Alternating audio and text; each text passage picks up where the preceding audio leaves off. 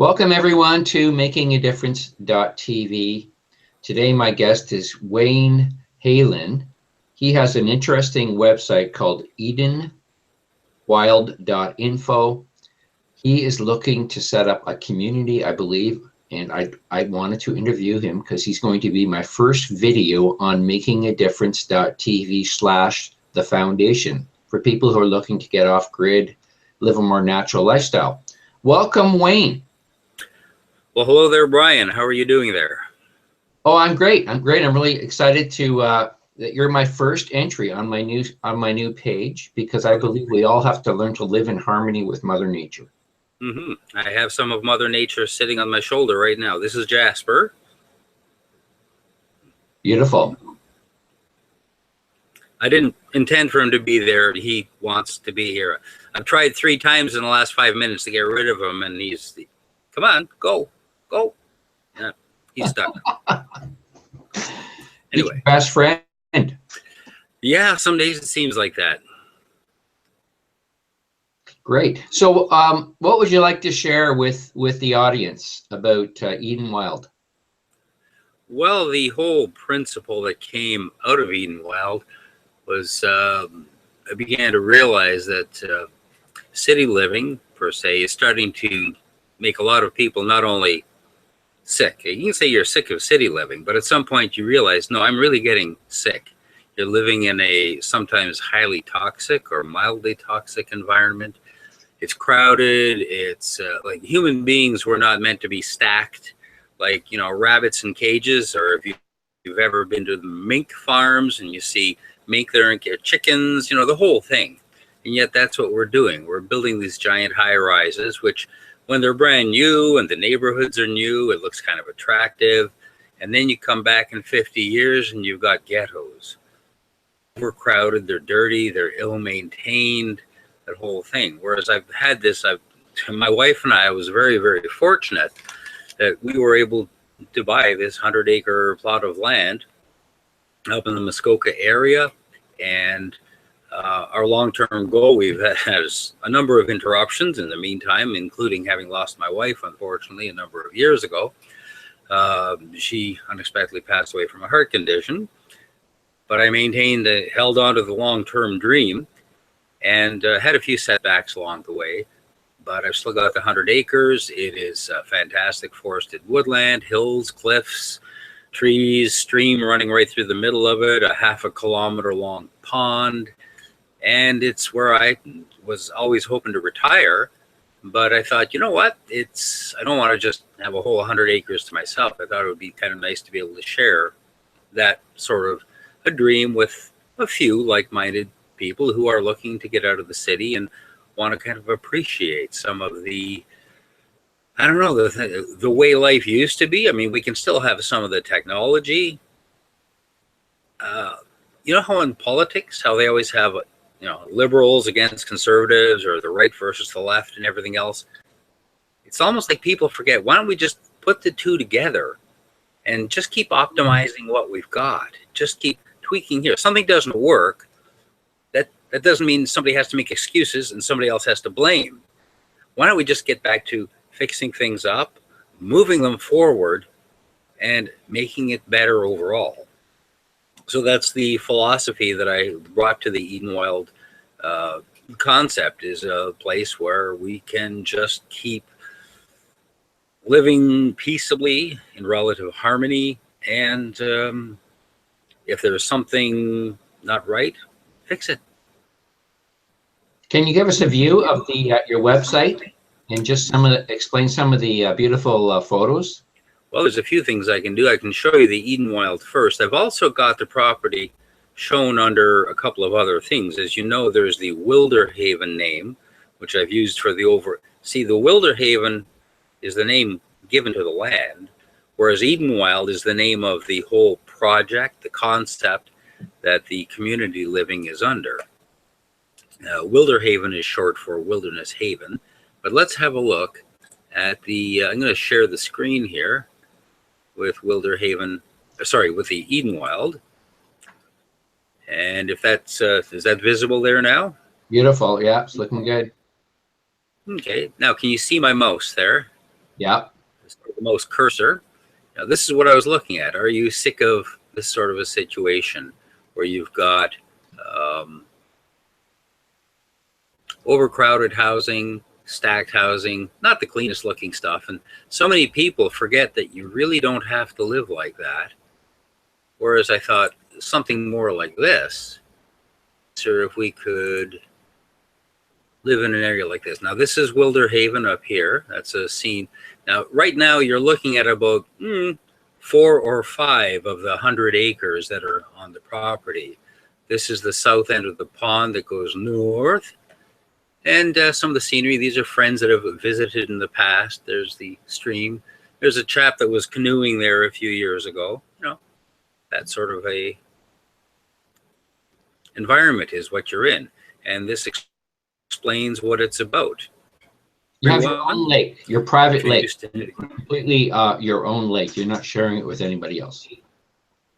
That is the most lovely part of it, is that in so many places, I have some friends just down the road, and what their situation is, I'll just explain this for a moment. They're on the edge of what you call Long's Lake, property on the edge, and when they look across the lake, there's somebody else's property and somebody else's and somebody else's and somebody else's, and people are zipping up and down with those little sea-doos and noisy motor. I don't have that situation. When I look across the water, I'm looking at my land on the other side. I don't have to, maybe it sounds a bit greedy, I don't have to share, but I mean, I also don't have the intrusions of other people. If, like, I'm not having any motorboats running on the thing, I'm not going to have those little sea fleas and stuff like that. If you want a sailboat, you want a canoe, something peaceful that is not, you know, not disturbing anybody else, that's going to be great to have on there. And that's what having a completely enclosed lake. Imagine, if you will, a plot of land, the 100 acres. Within that, you've got a half of a kilometer long. It's all cliffs down one side, and the land gently to it on the other side.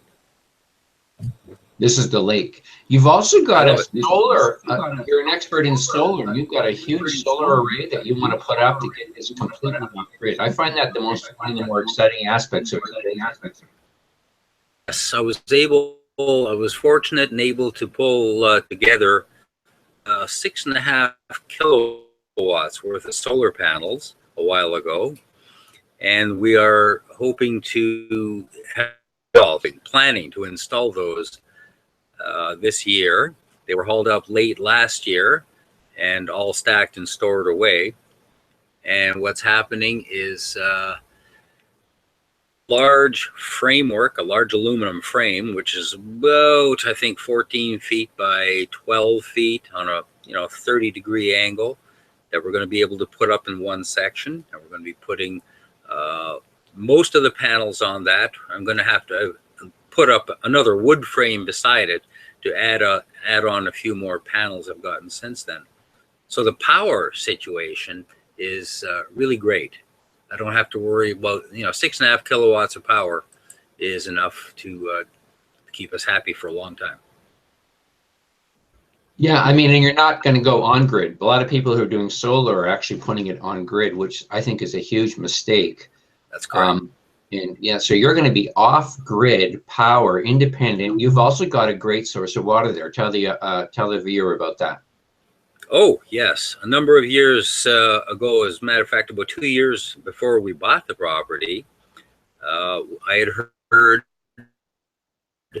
the driller who had performed the drilling, and the owners of the property had a water witcher come in, and he scanned the whole area, and he said, okay, right about here, this is where to dig. So it's all bedrock.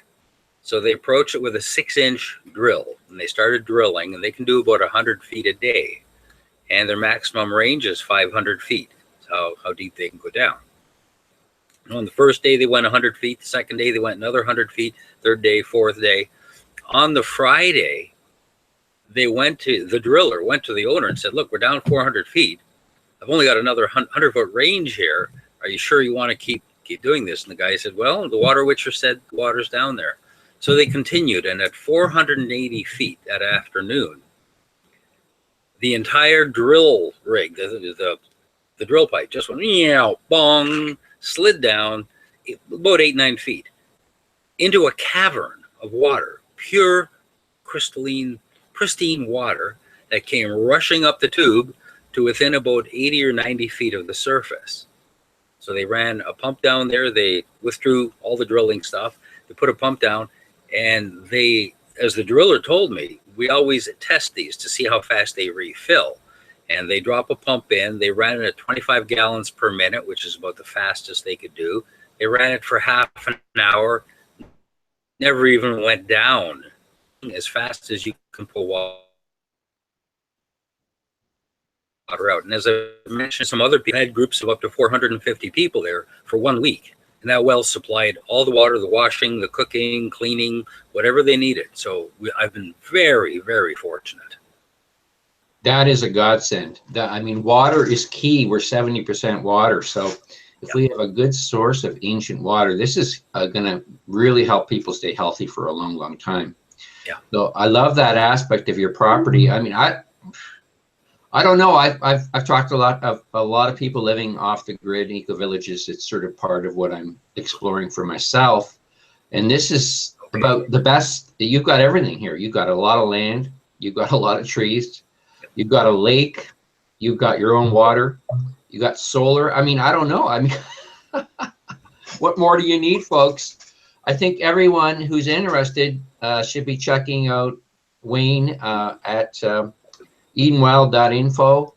The contact information's there. You can share it now if you want, but your phone number's there right on the site, right, Wayne? Yeah, I can show you the page here. I'm going to switch it back to share here. And the contact us page has the information. You can get me at this email address here, which also forwards to my regular email address. And actually, I don't think the phone number is there now that I'm looking at it. But if folks are interested in phoning my cell phone, email is probably the safer way because the message is always going to come through. But I have number 416-571-4242. So that's the other quick way to contact. Oh, that's perfect. Okay, good. I'm glad you gave that out because as you know, just through trying to do this show, we know sometimes your email doesn't work. So, okay, Wayne. Well, this is exciting for me to meet you, to see what you're doing. You deserve full credit for being someone who loves Mother and is trying to harmonize with her. So thanks a lot for coming on Making a Difference TV and sharing and being my first participant on my foundation page, getting back to nature, getting back to what I call the land of love and abundance. Well, great. Appreciate it. It's been a real pleasure. We've had some fun setting this up, I know. So yeah, anything I can do to help out in the future too, just let me know.